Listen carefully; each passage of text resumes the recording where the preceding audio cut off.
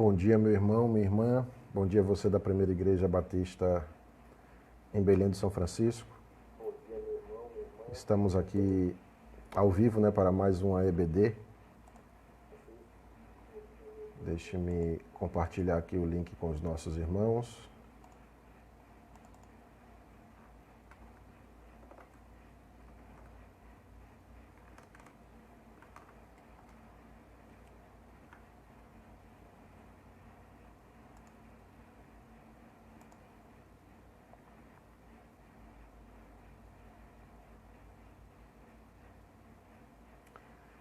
Link compartilhado.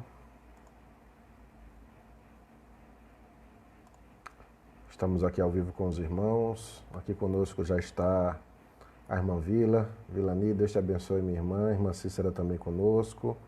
O Erison também entrando aqui. Eu queria saudar a todos vocês, com a paz do Senhor Jesus, que Deus possa continuar abençoando a vida de cada um de vocês. Espero que todos estejam bem, todos com saúde, que Deus tenha vos guardado nesse momento tão difícil, nessa pandemia que tem assolado todo mundo. Então, minha oração é para que você permaneça firme no Senhor Jesus, permaneça crendo no Senhor, porque Ele não mudou, Ele permanece exatamente o mesmo. Não é as circunstâncias que nos falam, que nos mostram como é o nosso Deus. As circunstâncias mudam, mas o nosso Deus ele permanece o mesmo. Muitas vezes nós estamos caminhando a nossa vida cristã e está tudo bem, está tudo tranquilo, estamos caminhando com Jesus, tudo vai bem e de repente começa uma tempestade no barco. Mas nós nunca devemos esquecer que mesmo durante a tempestade, mesmo em meio a todos aqueles problemas, o Senhor está conosco no barco. Isso é motivo mais do que suficiente para permanecermos com fé, olhando para o autor e consumador da nossa fé e não para as circunstâncias que estão diante de nós. Então eu convido você nessa manhã a dedicar esse pequeno tempo a Deus. Nós estaremos continuando com a nossa escola dominical, trabalhando o livro de Romanos e assim aprendendo um pouco mais da palavra do Senhor. Então eu convido você a abrir a sua Bíblia lá em Romanos, capítulo de número 3. Já chegamos no capítulo 3 de Romanos. Então, enquanto os irmãos estão abrindo a Bíblia, alguns irmãos estão chegando para se juntar aqui a nós nessa manhã, permitam-me fazer relembrar o que nós vimos até aqui. Em seguida nós vamos orar e ler o capítulo 3 de Romanos, meditando nessa manhã sobre esse livro tão especial. Então, até o momento que nós vimos, Paulo ele escreveu aos romanos, a igreja de Roma era uma igreja que já existia, ela não foi fundada por Paulo.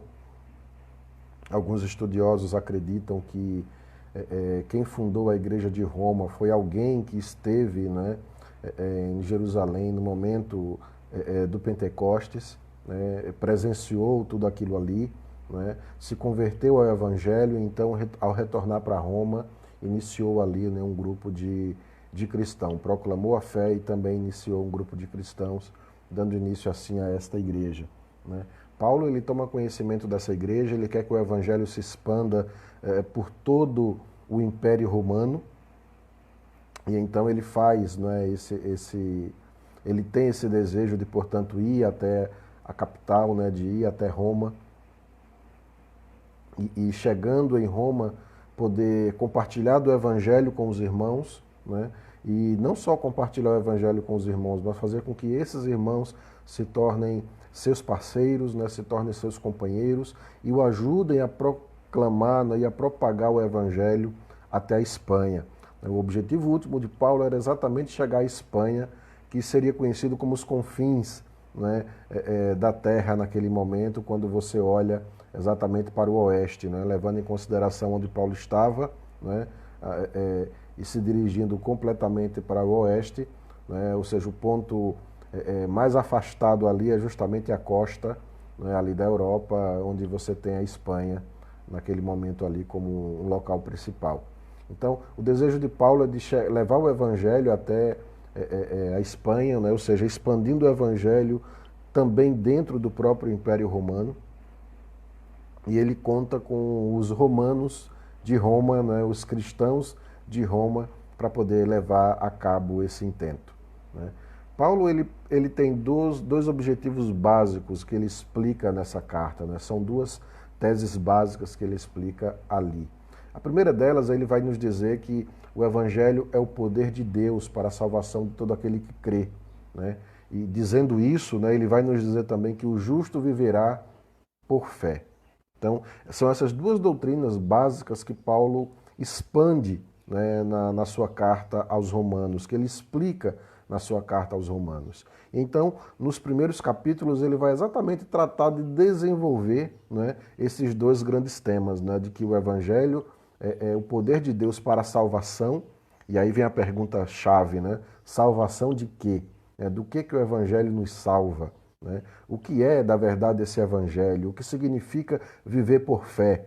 Né? Paulo vai trabalhar exatamente esses temas naquilo que se segue. Então, exatamente fazendo isso, no capítulo 1 e no capítulo 2, Paulo procura demonstrar que todos nós, sejam gentios, ele vai desenvolver isso no capítulo 1, seja judeu, no capítulo seguinte, capítulo 2, Paulo procura demonstrar que estamos todos debaixo do pecado.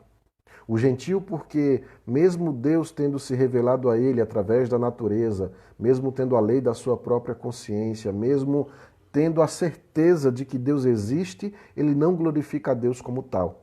E por isso Deus então entrega, né, esse tal homem, né, a sua própria consciência, ao seu próprio desejo. Né? O texto vai nos dizer que a ira de Deus, né, ela se revela do céu contra toda impiedade, contra toda injustiça, contra todo aquele que pratica o mal. Né? O judeu ouvindo isso, né, Paulo escrevendo dos gentios dessa forma, com certeza o judeu estaria aplaudindo Paulo, dizendo: é isso mesmo, Paulo, esses gentios aí, ó, não prestam para nada. Né? Como muitos crentes hoje fazem, né? Acham que porque são crentes, todos aqueles que estão fora da igreja não prestam, não servem para nada, vão todos para o inferno, porque ele, o crente, está no lugar certo e ele não erra, ele não peca, ele está acima dos demais. Paulo, procurando corrigir esse tipo de pensamento, que é completamente equivocado, ele mostra no capítulo 2 que os judeus também estão debaixo da condenação de Deus. Porque criticando, né, os gentios pelos seus erros, eles acabam caindo nos mesmos erros, eles acabam fazendo as mesmas coisas, né, praticando o mesmo tipo de pecado. Então, Paulo junta tudo isso e diz: olha, todos estão debaixo do pecado. Né?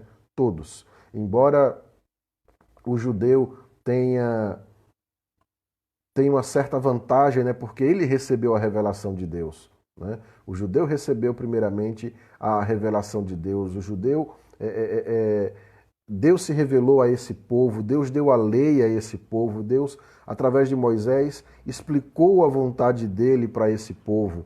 Né? Então, nesse sentido, ele tem uma vantagem, né? Sempre Paulo vai explicar ali, né? Primeiro do judeu e também do grego, né? Primeiro do judeu e também do grego. Tanto no aspecto da salvação, né? Ela é o poder de Deus, o evangelho é o poder de Deus para a salvação, primeiro do judeu, né? E também do grego, depois do grego, como também em termos de condenação, né?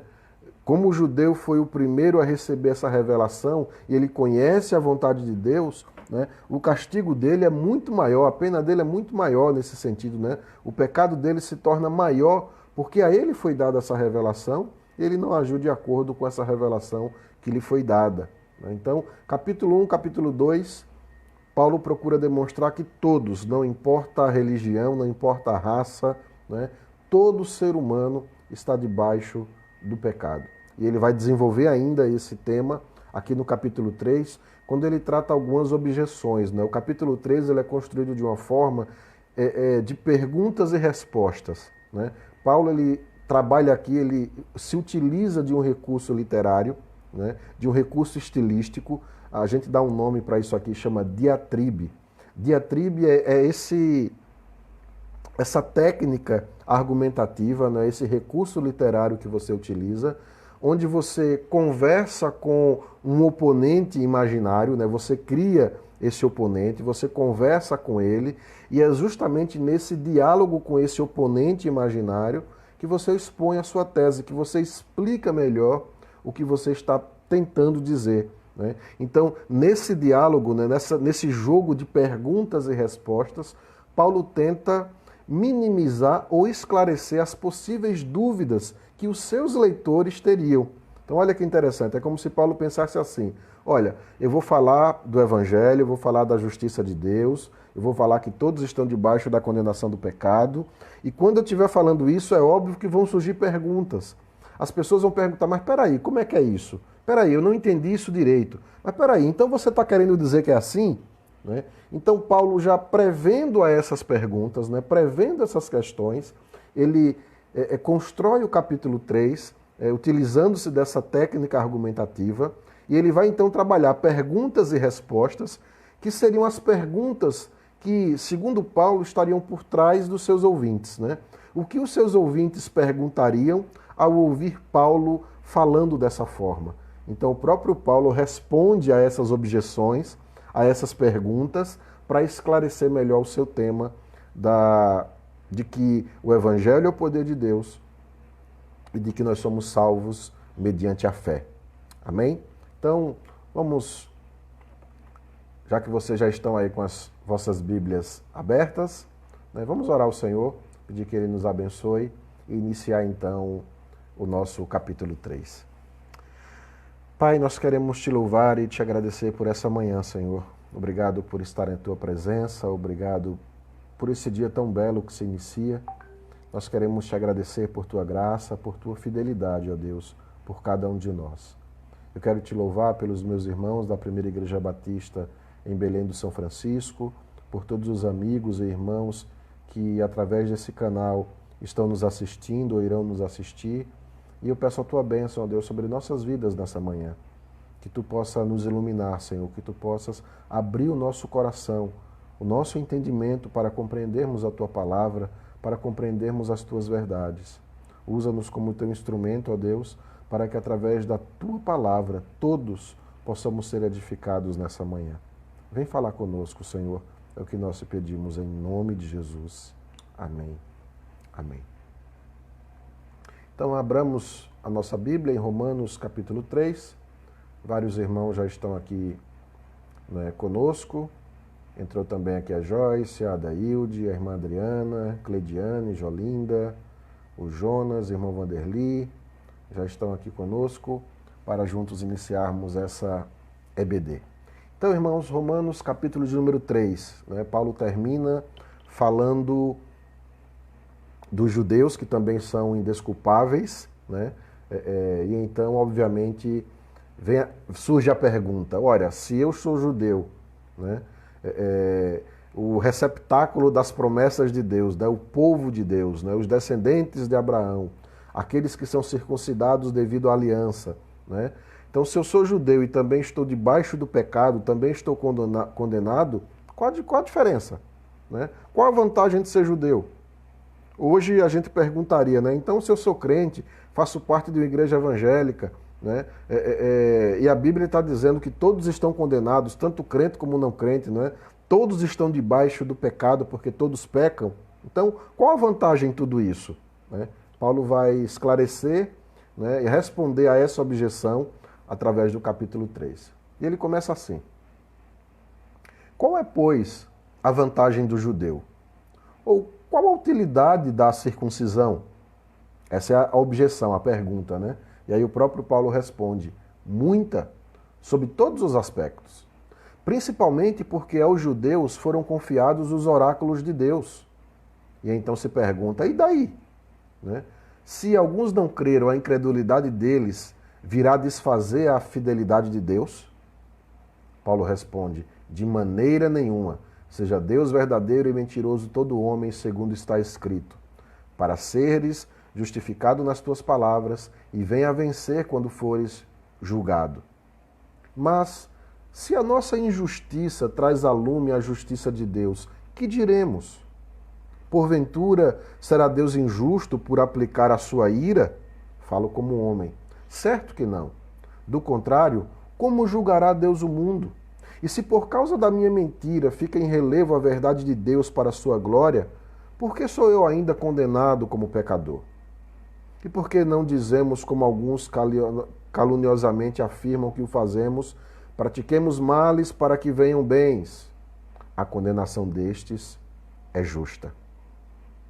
Então, até aqui no início, né, desse terceiro capítulo, até o verso 8, que foi aonde nós lemos, perceba que Paulo faz algumas perguntas, né, que na verdade são algumas objeções que os judeus poderiam estar fazendo nesse momento, né? Já que ele colocou judeu e gentio no mesmo balaio, né? É o mesmo balaio de gato aqui, estão todos condenados, né? Então, o judeu obviamente perguntaria, né? Então, qual a vantagem de ser judeu, né? Que vantagem há nisso tudo? Paulo diz, olha, existem vantagens sim, né? Há muitas, sobre todos os aspectos.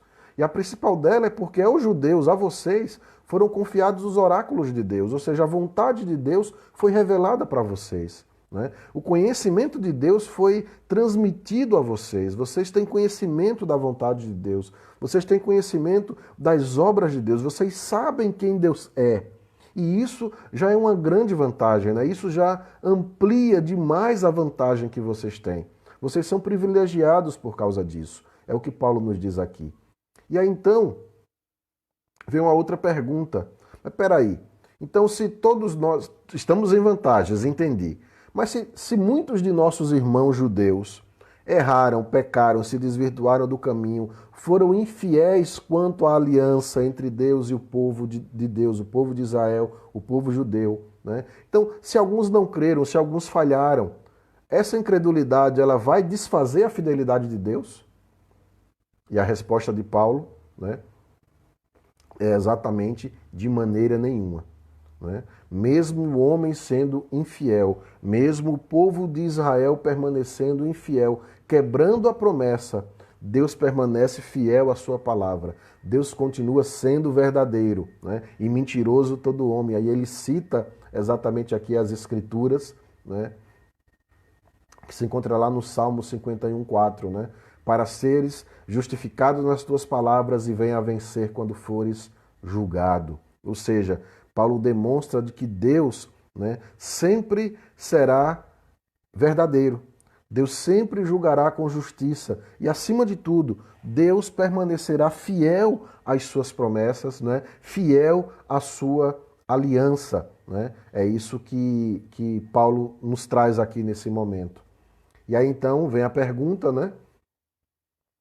Mas se a nossa injustiça traz a lume a justiça de Deus, que diremos? Porventura, será Deus injusto por aplicar a sua ira, né? Falo como homem, né? Certo que não. Do contrário, como Deus julgará o mundo? Né?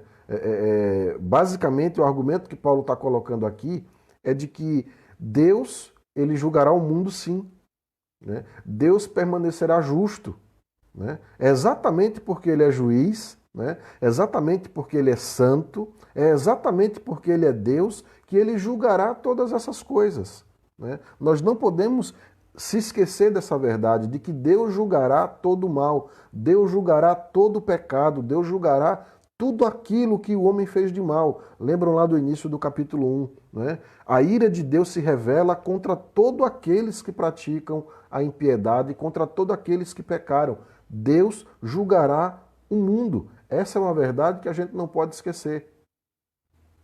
Né? Então, Paulo continua trabalhando com essas argumentações do judeu, né? Para explicar, esclarecer o que é o Evangelho. Né? Nesse momento aqui, o judeu então está pensando, então peraí, então se Deus permanece fiel, né? Mesmo eu sendo infiel, e a minha infidelidade, ela acaba trazendo à tona, né? Ela acaba amplificando, ela traz à luz, né, a própria glória de Deus, a justiça de Deus, né? Então, vamos praticar o mal, né? Porque praticando o mal, né, a glória de Deus é maior, ela vai ser manifesta ao mundo. Né? Então, Paulo procura corrigir isso, até porque essa era uma mentira, uma calúnia que estavam falando sobre o próprio Paulo. Estavam dizendo que Paulo pregava, né, de que precisamos praticar males para que venham os bens. Né? E Paulo exatamente ele confronta esse tipo de atitude. Ele diz, olha, não é assim, né? Não é praticando males que a gente vai ver o bem, né? Quem diz esse tipo de coisa praticamente já está condenado, né? Ele chega a dizer no final, a condenação destes é justa, né? O que Paulo está dizendo aqui é, todos serão julgados. Todos serão julgados, judeus ou gentios.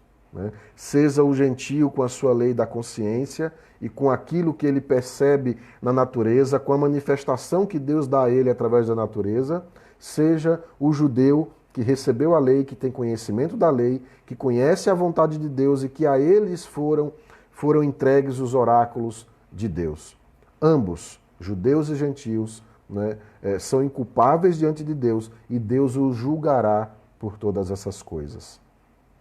E então, continuando o verso 9, né, que se conclui, né? Qual a conclusão que a gente tem de tudo isso? Né? Veja que Paulo ele vai trabalhando as perguntas, ele mesmo vai respondendo para tentar esclarecer esse tema para a gente. Né? Então, o que é que se conclui? Verso 9. Temos nós qualquer vantagem, né? E falando como judeu, né? Nós temos alguma vantagem? Né? Ou seja, a pergunta se repete. Né? Temos nós qualquer vantagem? A resposta agora é não, de forma nenhuma. Olha como Paulo brinca com isso aqui, né? Lá no início do capítulo, né, ele vai dizer, qual é, pois, a vantagem do judeu? Qual a utilidade da circuncisão? Aí Paulo diz, muita. Né? A vantagem de vocês é muita, sobre muitos aspectos. Principalmente porque foram confiados a vocês os oráculos de Deus. Aí agora vem, que se conclui, temos nós qualquer vantagem? E a resposta é não, né? De forma nenhuma, pois já temos demonstrado que todos, tanto judeus como gregos, estão debaixo do pecado. Perceba que essa é a tese que Paulo queria esclarecer, né, tanto para judeus como para gentios. Ele faz isso no capítulo 1, faz isso no capítulo 2, né, e aqui ele conclui tudo isso, né, como ele diz aqui, ele demonstrou, a conclusão dele é que ele já demonstrou, pelos argumentos que ele utilizou, que tanto judeus como gregos ou gentios estão debaixo do pecado. E para corroborar, para fortalecer, né, esse argumento, ele vai agora citar as Escrituras. Né? Ele cita 7 passagens das Escrituras que confirmam, né, que corroboram essa tese de Paulo de que todos, judeus e gentios, estão debaixo da condenação do pecado. E ele começa dizendo, citando aqui Salmo 14 e o Salmo 53, não há justo, nenhum sequer. Não há quem entenda, não há quem busque a Deus. Todos se extraviaram, a uma se fizeram inúteis. Não há quem faça o bem. Não há nenhum sequer. Ele continua citando as Escrituras, Salmo 5, né? A garganta deles é sepulcro aberto. Com a língua urdem engano, o veneno de víbora está nos seus lábios, né? Citando o Salmo 140. Ele continua citando as Escrituras, Salmo 10. A boca eles a têm cheia de maldição e de amargura. São os seus pés velozes para derramar sangue. Nos seus caminhos há destruição e miséria. Desconhecem o caminho da paz. Ele já cita aqui o Salmo 59. E por fim, citando o Salmo 36, ele diz, não há temor de Deus diante dos seus olhos. Então ele pega 7 passagens das Escrituras para corroborar a tese dele de que todos estão debaixo da condenação do pecado. E por que isso acontece? Né? Por que estamos debaixo dessa condenação? E aí esses exemplos que ele nos traz das Escrituras respondem tudo isso, porque não há justo nenhum sequer. Né? E o nenhum sequer aqui inclui tanto judeu como gentio. Né? Não há quem entenda, não há quem busque a Deus, todos se extraviaram. Né? A garganta dele é como se fosse um sepulcro aberto. Eles falam de tal forma como se tivesse veneno na sua boca, na sua língua. Né? Estão cheios de maldição, de amargura. Né? São velozes para derramar sangue. Nos seus caminhos há destruição, a miséria. Eles não conhecem um caminho de paz. Não há temor de Deus diante dos seus olhos. É essa a descrição da natureza humana que Paulo coloca aqui diante de nós. E talvez a gente precise refletir um pouco sobre tudo isso. Se esses sentimentos, se essas atitudes não estão fazendo parte de nossas vidas. né? Será que a inveja? Será que a calúnia? Será que a falta do temor a Deus? Será que a falta de querer buscar a paz? Será que às vezes estamos utilizando a nossa boca, a nossa língua para maldizer, como se tivesse veneno na nossa boca? Né? Será que nós não estamos mais buscando a Deus como nós deveríamos buscar? Será que nós estamos esquecendo de praticar a justiça? Paulo diz, olha, se isso está acontecendo, e aqui ele, falando para judeus e gentios, ele diz, é essa a descrição de vocês. Aqui está o espelho que mostra exatamente como vocês são. E sendo essa a situação, eu posso concluir, né, diz Paulo, né, porque eu demonstrei através das Escrituras, através desses argumentos, de que tanto judeu como grego estão debaixo do pecado. E aí ele continua no verso 19, né, dizendo, ora, sabemos que tudo o que a lei diz aos que vivem na lei, o diz para que se cale toda a boca e todo mundo seja culpável perante Deus, visto que ninguém será justificado diante dele por obras da lei, em razão de que, pela lei, vem o pleno conhecimento do pecado. Paulo aqui ele está clareando, né, explicando para nós, né, o verdadeiro objetivo da lei. Para que a lei serve? Né? O que é a lei? O que é que ela faz? Né? Todos vocês, eu acredito que já viram um termômetro. Né? E basicamente o termômetro serve, né? A gente utiliza aquele termômetro que a gente tem em casa, né? A gente compra ali na farmácia, e a gente normalmente utiliza aquele termômetro para verificar a temperatura. Né? Normalmente quem tem criança em casa tem um termômetrozinho guardado, né? E exatamente quando a gente percebe que a criança está um pouquinho quente, um pouquinho febril, a gente corre lá para o termômetro, a gente coloca o termômetro na criança e a gente verifica ali a temperatura da criança. A gente verifica se a criança está com febre, a gente verifica se está tudo normal com ela. Então, nesse sentido, né, tentando fazer um paralelo entre o termômetro e a lei, né, o objetivo da lei, para que serve a lei, né, esclarecendo com essa ideia do termômetro, o termômetro ele serve para verificar essa temperatura, para nos trazer uma ideia de que se nós estamos doentes ou não, né, se nós estamos enfermos ou não. Então, se você coloca o termômetro e você vê ali 39, 40 graus, 41 graus, né, você sabe, tem alguma coisa errada. Essa pessoa está mais do que febril, essa pessoa está enferma, ela está doente, ela precisa ser medicada, nós precisamos agir de imediato para que essa pessoa seja salva, né, dessa enfermidade, né, disso que a está tornando febril. Então percebam, o termômetro ele apenas esclarece, ele apenas constata que você está doente. Né? Quando você bota lá o termômetro, 41 graus de febre, você, opa, eu tenho que procurar ajuda, eu tenho que procurar o hospital, né? Eu tenho que procurar um médico, eu tenho que procurar uma cura porque tem alguma coisa errada comigo. E se continuar dessa forma, eu posso morrer, porque foi constatado que eu estou doente. Né? Então, o termômetro ele constata de que nós estamos doentes, ele constata o pecado, ele mostra que nós somos pecadores, né? Ele mostra que tem alguma coisa errada conosco. Né? Quando nós olhamos para o termômetro e descobrimos que estamos com 41 graus, né, nós temos a certeza de que é hora de procurar um médico, porque nós estamos doentes, precisamos de cura. Né? Da mesma forma, é como se fosse um prumo. Né? Quem é pedreiro, trabalha na construção, lembram daquele prumo, né, que se utilizava ali, né? E ao construir uma casa, ao levantar uma parede, né, o pedreiro ele coloca ali aquele prumo, né, aquele peso com aquela linha, ele segura ali, e ali ele constata, né, ele faz a verificação e ele constata se aquela parede que ele acabou de levantar, se ela está arrumada, né, se ela está no prumo, né, ou se ela está torta. Então perceba que o prumo ele vai também ter essa mesma finalidade, ele vai constatar se uma parede está torta ou não. Assim é a lei. Assim é a lei para conosco. Né? Quando nós temos o conhecimento da lei, né, nós percebemos que então nós transgredimos essa lei. Nós tomamos conhecimento do nosso erro, nós tomamos conhecimento do nosso pecado. Porque quando, por exemplo, nós mentimos, e ao entrar em contato com a lei nos diz que mentir é pecado, nós tomamos a consciência de que nós somos pecadores. E por que nós somos pecadores? Porque eu vi na lei, eu percebi na lei que mentir é pecado. E isso constatou, né? Isso foi uma constatação de que eu sou pecador, porque eu menti, porque eu transgredi a lei. Então, no momento em que eu transgrido a lei, eu me torno pecador, um transgressor dessa lei. E é isso que Paulo, então, ele nos fala aqui sobre essa lei, que não existe exceção nem para judeu, nem para grego e principalmente para judeu, porque esse tinha o conhecimento da lei, né? E agora, então, ele percebe que todos somos indesculpáveis diante de Deus.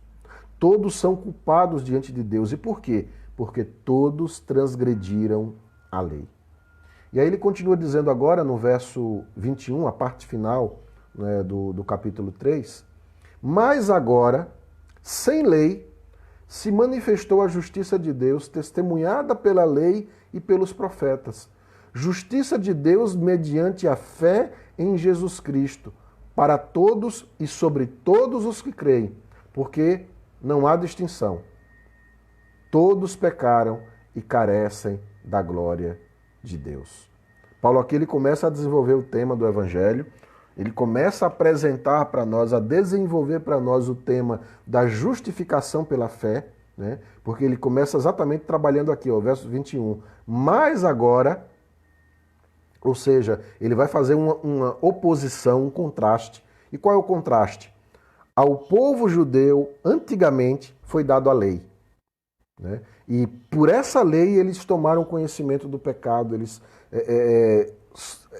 souberam de que de fato são pecadores, porque a lei assim o diz, né? E ao mentirem, ao roubarem, ao defraudarem, ao não respeitarem pai e mãe, ao matarem, né? E quando a lei diz não, que você não deveria fazer isso, eles tomaram consciência, né, de que são transgressores dessa lei.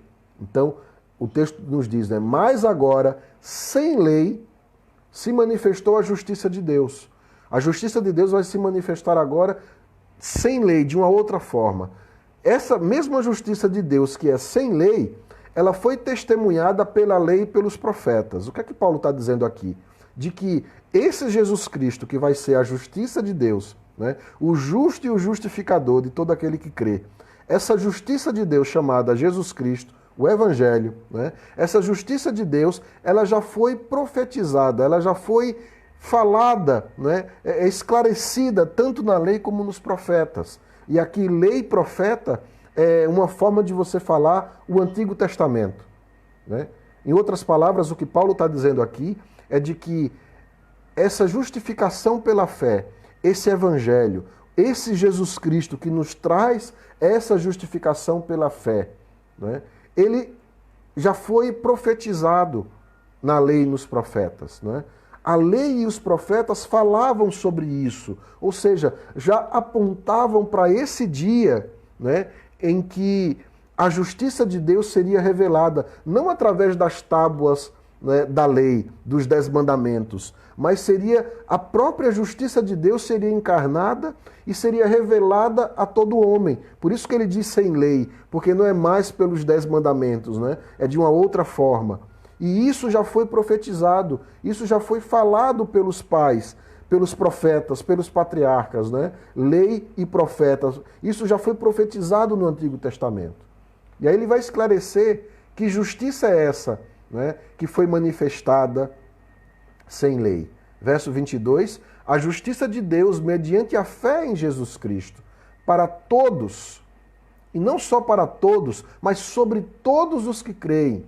E aí ele vai dizer, porque não há distinção, né? Não há distinção para o pecado, porque todos pecaram, e da mesma forma não há distinção para aqueles que creem, né? Aí ele vai então, no verso 23, nos trazer essa constatação, pois todos pecaram e carecem da glória de Deus, sendo justificados gratuitamente por sua graça, mediante a redenção que há em Jesus Cristo, a quem Deus propôs no seu sangue como propiciação, mediante a fé, para manifestar a sua justiça, por ter Deus, na sua tolerância, deixado impunes os pecados anteriormente cometidos, tendo em vista a manifestação da sua justiça no tempo presente, para ele mesmo ser justo e o justificador daquele que tem fé em Jesus.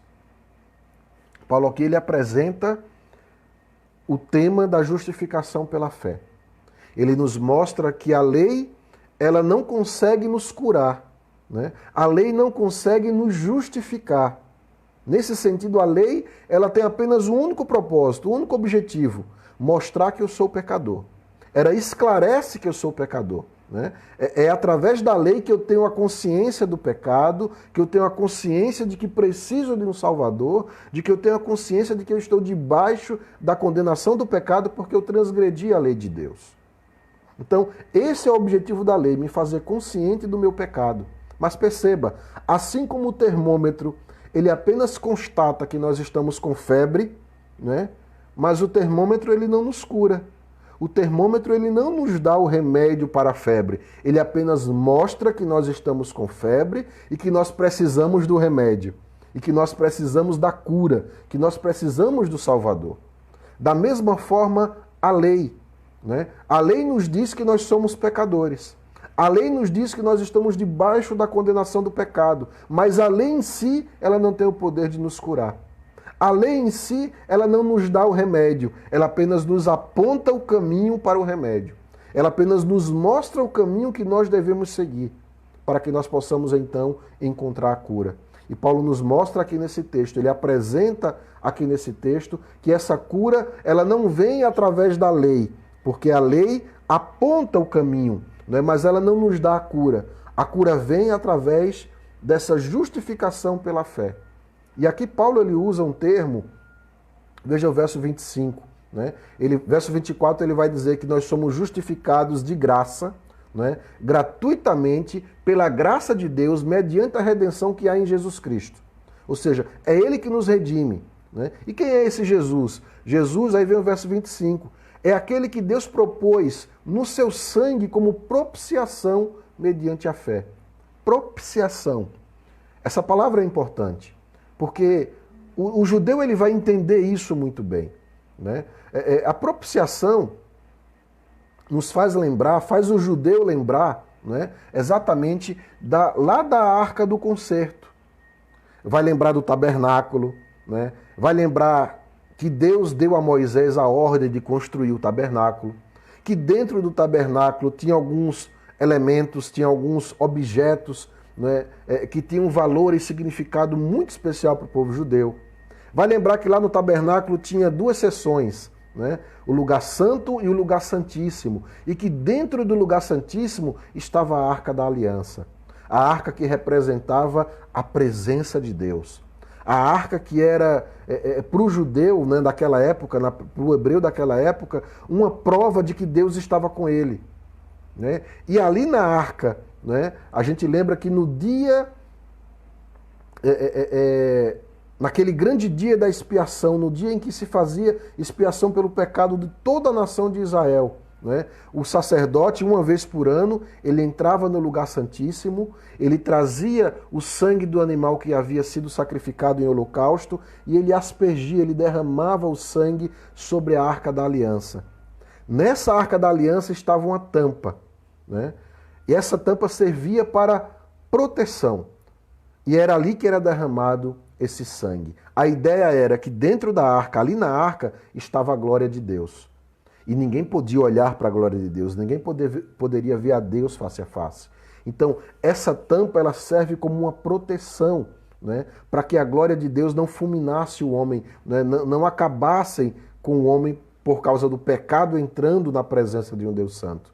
Então, era essa tampa que cobria a Arca da Aliança.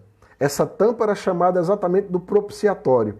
E era ali que se fazia a propiciação pelo pecado. Era ali que era derramado o sangue, não é, da propiciação, o sangue que faria com que o homem de novo pudesse ter paz com Deus.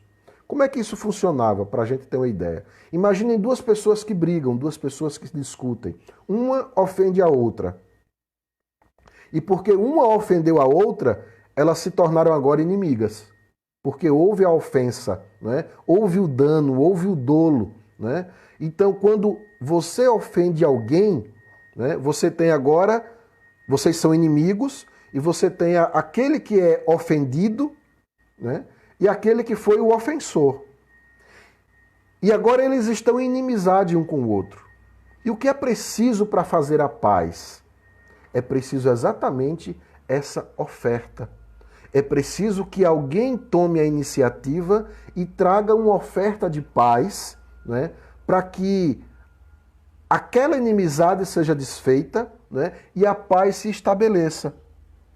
Esse sacrifício de paz, essa oferta de paz, esse presente, né, para que a paz pudesse ser restabelecida, era exatamente a propiciação, o preço que se pagava para que a paz fosse restabelecida. E o preço, né, dessa paz era feito através de um sacrifício. Né? Lembra que Hebreu vai dizer, né, sem derramamento de sangue, né, não há remissão de pecado. Então, o que é que deveríamos fazer agora para retomar a paz? Qual o padrão normal? É que aquele que ofendeu, ele traga um sacrifício, uma oferta de paz, né, e apresente essa oferta de paz àquele a quem ele ofendeu. Uma vez que essa oferta foi aceita, a paz é estabelecida. A propiciação foi aceita, né? O preço pelo erro, pela ofensa, foi pago. Então, se o preço foi pago, não existe mais ofensa, a paz é restabelecida. Era isso que se fazia. Perceba que é isso que se faz em toda religião do mundo hoje, né? Toda religião que a gente pode conhecer, existe um sacrifício, uma oferta que é feita pelo homem para que ele possa então apaziguar, né, um Deus que está irado, um Deus que está, né, que foi ofendido pelo seu pecado, pelo seu erro. Então perceba que em todo lugar do mundo, em toda religião, né, o homem ele procura através de um sacrifício agradar a Deus, apaziguar a ira de Deus. E como é que eu faço isso? Eu sacrifico algo, eu ofereço algo, eu trago uma oferta de paz, uma oferta que será propiciação pela minha ofensa, pelo meu pecado, pelo meu erro. Eu trago essa oferta de paz e ofereço essa oferta a esse Deus. E uma vez que ele aceita essa oferta, estamos em paz, está tudo muito bem. Era isso que ensinava, né, o tabernáculo, a lição do tabernáculo, a lição dos sacrifícios, né, da propiciação, a tampa da propiciação, do propiciatório, né, e isso era a propiciação pelo pecado.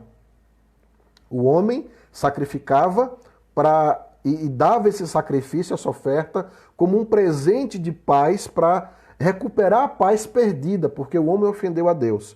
E agora ele precisa se reconciliar com Deus. E como é que eu vou me reconciliar com Deus? Trazendo a ele uma oferta de paz, um sacrifício, né? Levando a ele a minha propiciação. Isso acontece em qualquer lugar do mundo, em qualquer religião. Mas perceba que com Cristo é diferente. O cristianismo é a única religião que a coisa muda. Porque o normal é o ofensor, o agressor, levar a oferta àquele que foi ofendido para buscar então restabelecer a paz. Nesse caso aqui, olha o que o texto nos diz. Verso 23. Todos pecaram, carecem da glória de Deus, ou seja, os homens é que pecaram, os homens é que foram os ofensores. Foram eles que pecaram contra Deus, foi o homem que ofendeu a Deus. Aí o verso 24 diz, sendo justificados gratuitamente por sua graça, mediante, então vem a forma como nós somos justificados, mediante a redenção que há em Cristo Jesus, a quem, ou seja, Jesus, a quem Deus propôs no seu sangue, no sangue de Cristo, propiciação, mediante a fé, para manifestar a sua justiça, por ter Deus, na sua tolerância, deixado impunes os pecados anteriormente cometidos, tendo em vista a manifestação da sua justiça no tempo presente, para Ele mesmo, Jesus, ser justo e justificador daquele que tem fé em Jesus. Deus se torna agora tanto justo como justificador daquele que tem fé em Cristo. E é mediante a Cristo, mediante essa oferta, esse sacrifício. Lembrem que Cristo é o Cordeiro de Deus que tira o pecado do mundo. É Ele que foi sacrificado na cruz por amor a mim, por amor a você, fazendo propiciação, né, pelo nosso erro, pela nossa culpa, pela nossa ofensa, nos justificando diante de Deus, restabelecendo a paz diante de Deus. E olha que interessante isso, irmãos, nos faz lembrar João 3,16. Deus amou o mundo de tal maneira. E olha agora João 3,16, dentro desse contexto que nós estamos aqui. O homem ofendeu a Deus. Foi o homem que pecou, o homem que transgrediu, né? O homem que trouxe a sua ofensa para Deus. O homem ofende. E a resposta de Deus é: Deus amou tanto esse homem, Deus amou tanto esse mundo que ofendeu a ele, que enviou o seu próprio filho, o seu filho unigênito. O sacrifício foi Deus quem deu. Foi o ofendido que trouxe o sacrifício para que a oferta de paz pudesse ser feita. Deus entregou o seu próprio filho em sacrifício para que todo aquele que nele crê, por isso que a redenção está nele, para que todo aquele que crê nessa redenção, nessa propiciação que foi entregue pelo próprio Deus, para que todo aquele que nele crê não pereça, porque o salário do pecado é a morte, mas tenha a vida eterna. Você consegue perceber o tamanho do amor de Deus por cada um de nós? Você consegue perceber por que Deus continua sendo justo e o justificador de todo aquele que tem fé em Jesus Cristo? Por que Deus é justo? É porque Deus condena o pecado. E Deus condenou o nosso pecado em Cristo. Foi porque Cristo foi sacrificado, porque Cristo foi condenado pelo nosso pecado, que Deus permanece justo. Porque Ele condenou o pecado na carne. Ele não deixou impune o erro, Ele não deixou impune o pecado. Todo pecado, toda injustiça foi condenada, não é, por Deus, é julgada por Deus. Por isso Deus é justo, porque Ele julga e condena o pecado e o pecador. Mas ao mesmo tempo em que Ele é justo, e agora é esse paradoxo, é isso que é o Evangelho, por Deus ser justo, todos nós estamos debaixo da condenação de Deus. Por quê? Porque todos pecamos. Paulo já esclareceu isso nos versículos anteriores. Todos, sem exceção, estamos debaixo da condenação de Deus. E por que nós estamos debaixo da condenação de Deus? Porque nós transgredimos a lei.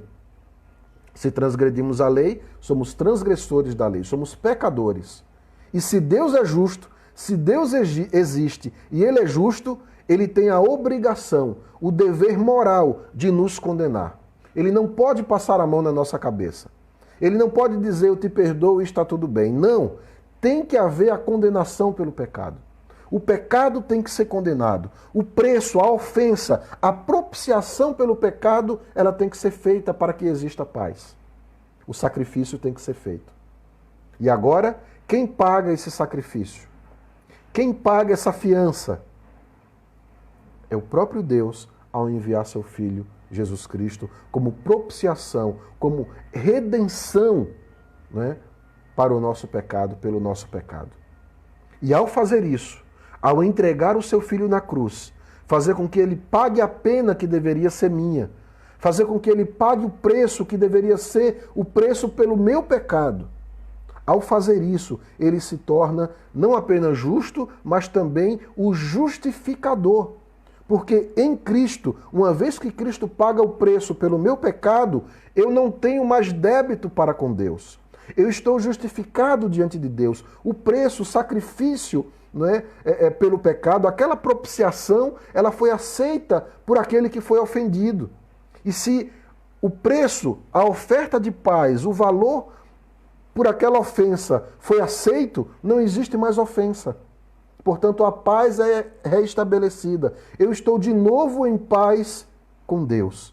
E por que eu estou em paz com Deus? Pelos meus méritos? Não. Unicamente pela obra de Cristo.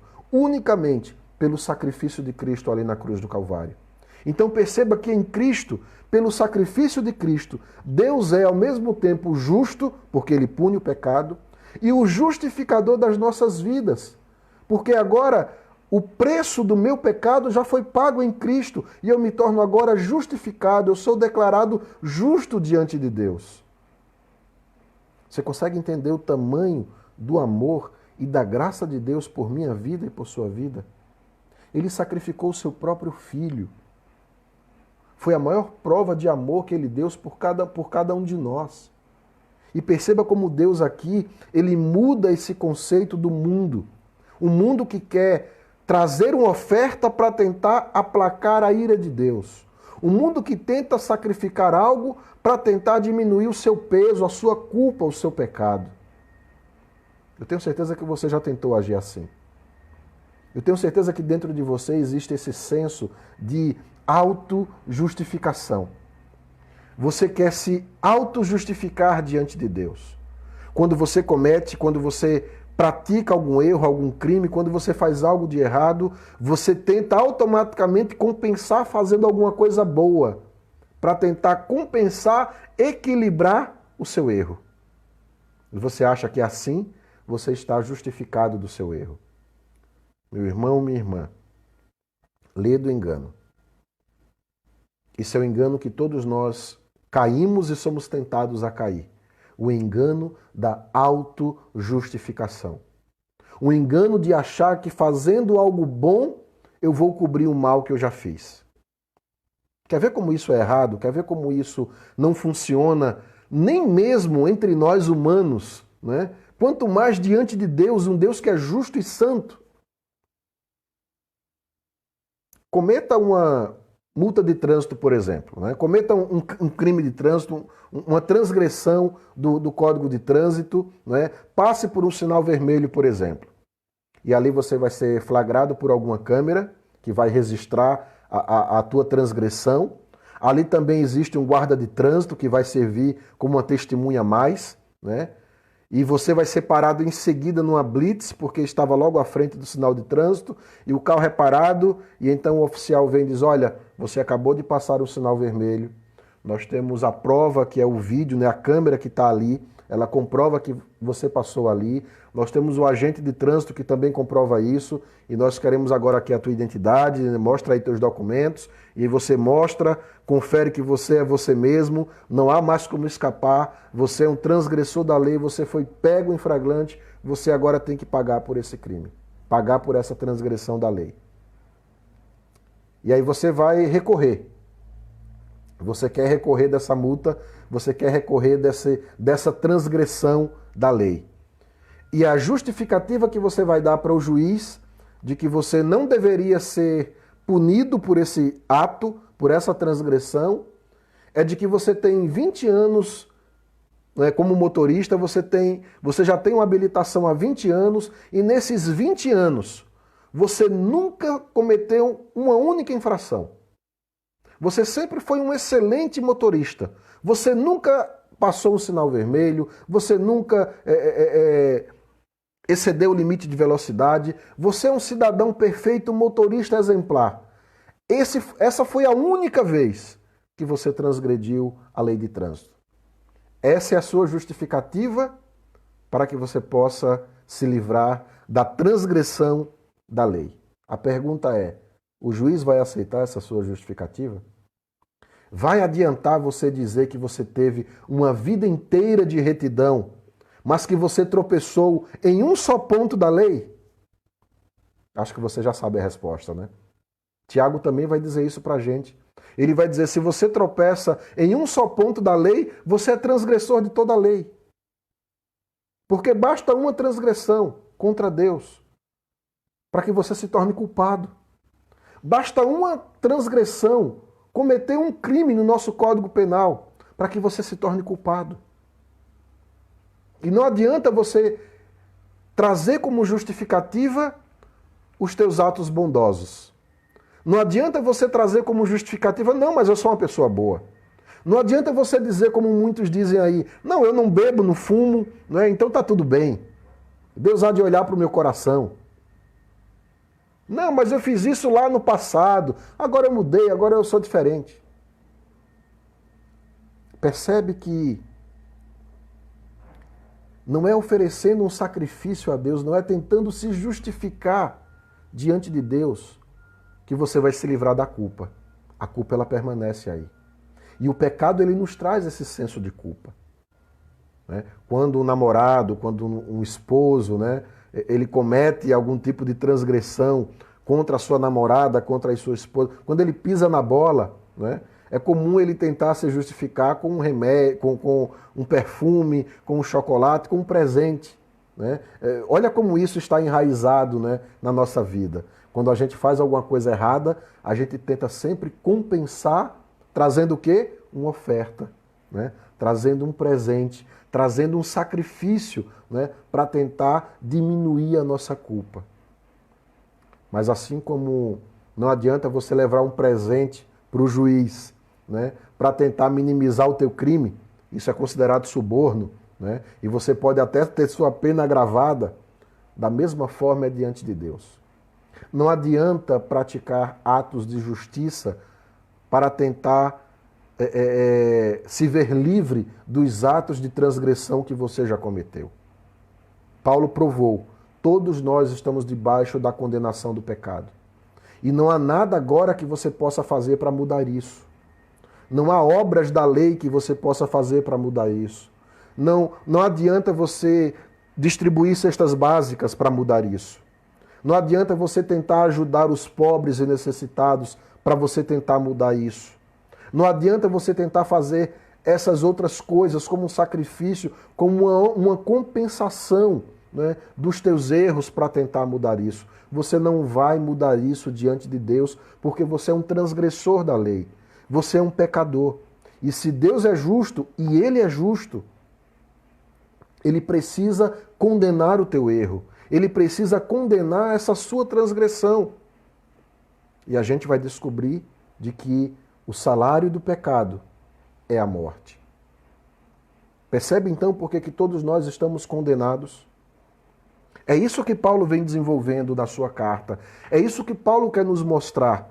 Lembra que eu falei para vocês que um dos objetivos de Paulo, quando ele escreve Romanos, é nos mostrar que o Evangelho é o poder de Deus para a salvação. E agora eu acredito que você já está percebendo para a salvação de quê? Né? Do que eu vou ser salvo? Salvo da condenação do pecado.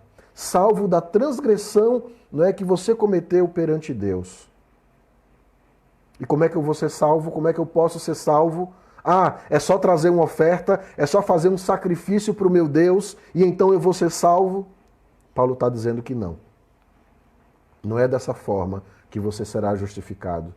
Não é dessa forma que você fará, não é, a sua paz com Deus. Deus não aceitará, esse juiz não aceitará a tua oferta por esse pecado, porque a tua própria oferta ela já está manchada pelo pecado.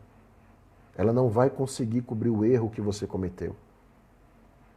Apenas alguém completamente justo e santo poderia dar a Deus uma oferta agradável a Ele. Poderia dar a Ele uma oferta que de fato Ele pudesse receber de bom grado, como aroma suave, como aroma perfeito. E Deus entregou o seu próprio Filho como sacrifício pela minha vida, pela tua vida, para que a gente pudesse nele ser justificado diante de Deus. Para que a gente pudesse, através do sangue dele, né, ter essa propiciação pelo nosso pecado aceita diante de Deus. A culpa pelo nosso pecado apagada. Né? O preço pelo nosso pecado pago. E então agora, diante de Deus, nós não devemos mais nada a Ele, porque Ele aceitou o sacrifício do seu Filho na cruz do Calvário. Percebe agora por que essa justificação ela é mediante a fé? De você crer de que Deus não deixou o nosso pecado impune. Ele puniu o nosso pecado na carne em Cristo. Mas ao mesmo tempo, pelo fato de que todos nós temos herdado esse pecado de Adão e que, portanto, somos pecadores, né, e condenados por causa do nosso pecado, da mesma forma que através de um homem, Paulo vai dizer isso, né? Da mesma forma que através de um homem entrou o pecado no mundo e pelo pecado a morte. Também da mesma forma, essa é a justiça de Deus, em Cristo Jesus. Da mesma forma, em Cristo, em Jesus, por aceitar o seu sacrifício pela fé, através da justificação que existe nele, nós também podemos ser livres da condenação do pecado. Perceba que não é você que faz o sacrifício, não é você que tenta agradar a Deus, porque as tuas obras e os teus sacrifícios diante de Deus serão como trapos de imundície. Não serve. Seria a mesma coisa de você tentar trazer um presente para um juiz para tentar se livrar da pena pelo seu crime, pelo seu pecado. Você estaria deixando o juiz ainda mais irado e talvez a tua pena aumentasse. Da mesma forma, você não pode trazer os teus sacrifícios, a tua oferta diante de Deus, achando que Ele vai aceitar isso como uma compensação pela tua transgressão e pelo teu pecado. Porque a tua própria oferta, ela já está manchada pelo pecado. Deus não pode aceitar isso. Ele precisa condenar o teu pecado. Então, como que nós seremos salvos? Como que nós então podemos ser justificados diante de Deus? Como que nós podemos ser declarados justos diante de Deus? Como que Ele pode aceitar a oferta pelo meu erro, pela minha culpa, a minha propiciação pelo pecado? Vou repetir para vocês, a partir do verso 23. Todos pecaram, carecem da glória de Deus, sendo justificados gratuitamente por sua graça, mediante a redenção que há em Cristo Jesus, a quem Deus propôs no seu sangue como propiciação mediante a fé, para manifestar a sua justiça, por ter Deus, na sua tolerância, deixado impunes os pecados anteriormente cometidos, tendo em vista a manifestação da sua justiça no tempo presente, para Ele mesmo ser justo e o justificador daquele que tem fé em Jesus. É dessa forma que Deus trata em Cristo o nosso pecado. Verso 27 diz: onde, pois, a jactância? Onde é que então está o orgulho agora? Cadê o orgulho do judeu, da sua lei? Como que você, crente, pode se orgulhar agora? É por acaso você é melhor do que o outro? Por acaso são por causa das tuas boas obras que você é salvo? É porque você frequenta a escola dominical? É porque você está presente em todos os cultos? É porque você é dizimista? É porque você é uma pessoa boa diante da sociedade? É por isso que você se orgulha? É isso que te traz salvação? Paulo vai dizer, onde é que está a jactância? Onde é que está o orgulho de tudo isso? A resposta dele é, foi de todo excluída. Porque não há nada que você possa fazer, não há obras da lei, não há nada que você possa fazer, não há sacrifício que você possa fazer para que você possa ser aceito diante de Deus. Ele vai condenar o teu pecado, Ele vai condenar a tua transgressão. Portanto, não há do que se orgulhar em nada disso. Então, essa jactância ela foi excluída. E por que lei? Das obras? Não. Pelo contrário, pela lei da fé. E então, de novo, Paulo conclui, verso 28. Concluímos, pois, que o homem é justificado pela fé, independentemente das obras da lei.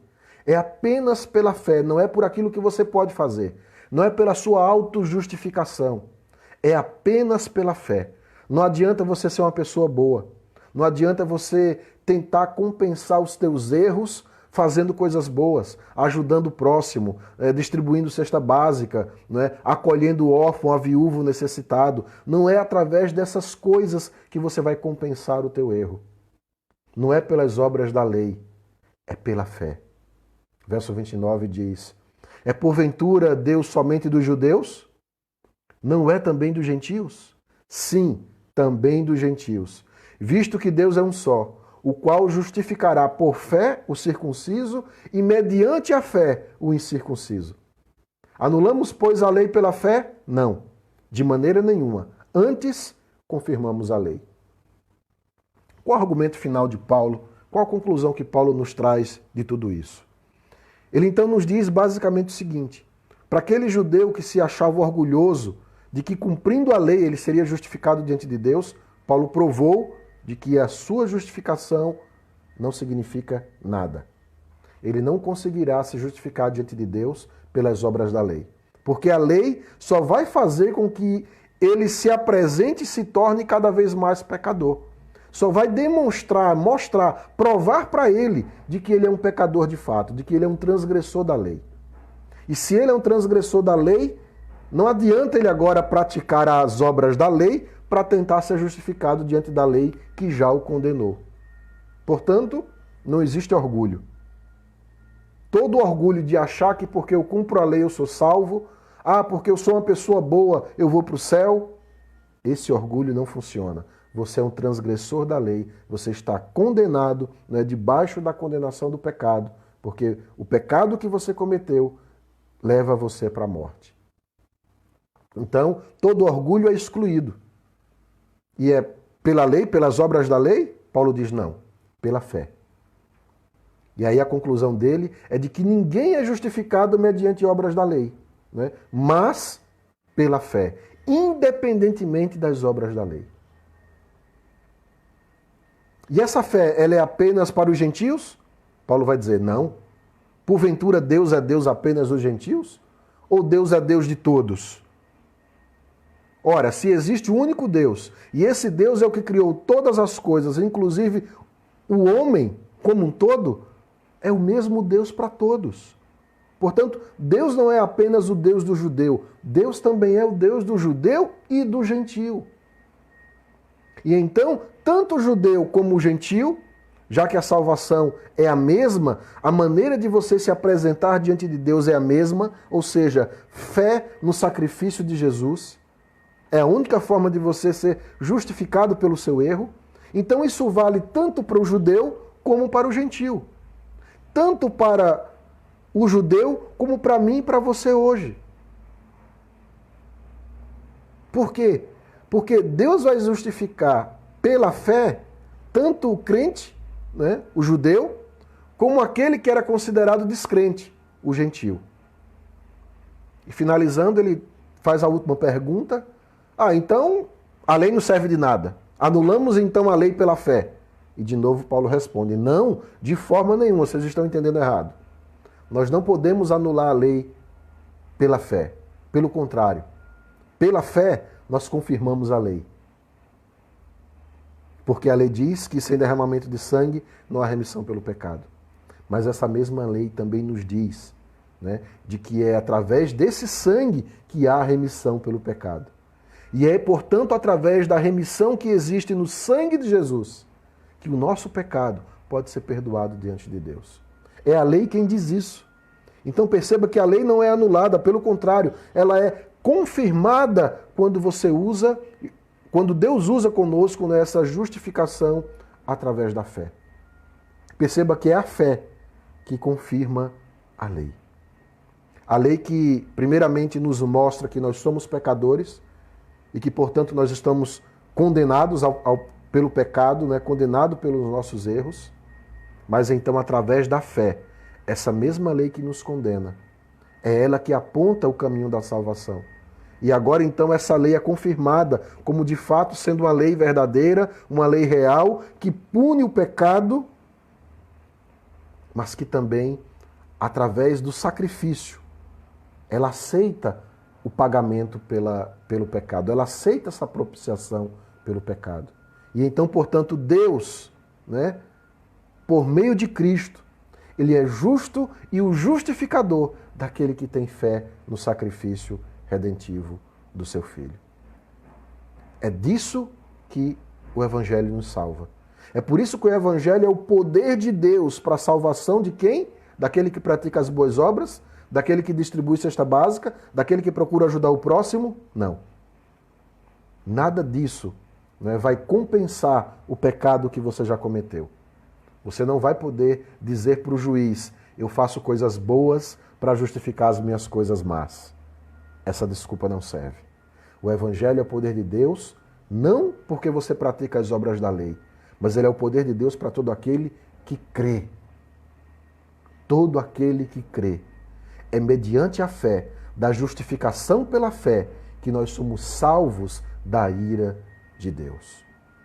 E então agora Paulo vai continuar trabalhando esse tema, desenvolvendo esse tema da justificação pela fé.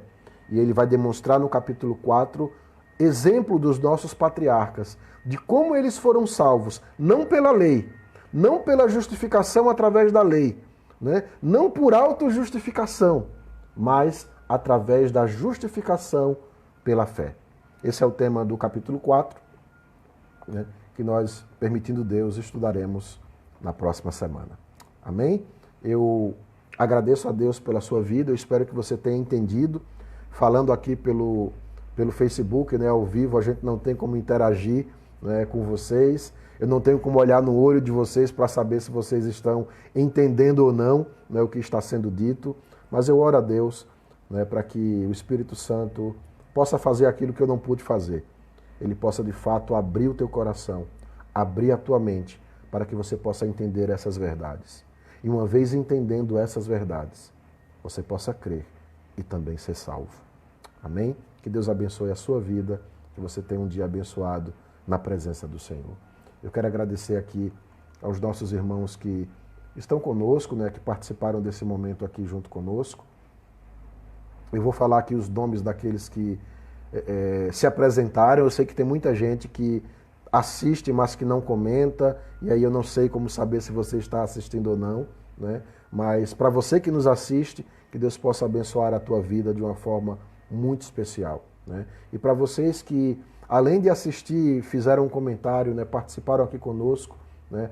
Vilani, a Cícera, o Harrison, a Joyce, a Adeilde, a Adriana, Cleidiane, né, o Jonas, o irmão Vanderli, Diego, a Iris, irmã Rita, a Dorinha, Geraldo, né, que seu Geraldo, meu sogro, que agora está em Recife, né?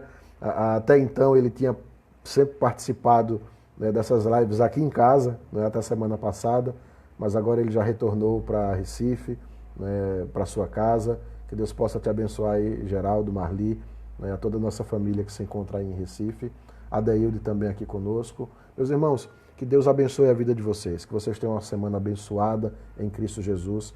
E eu quero que você reflita sobre isso. Aproveita essa semana e faça essa pequena reflexão.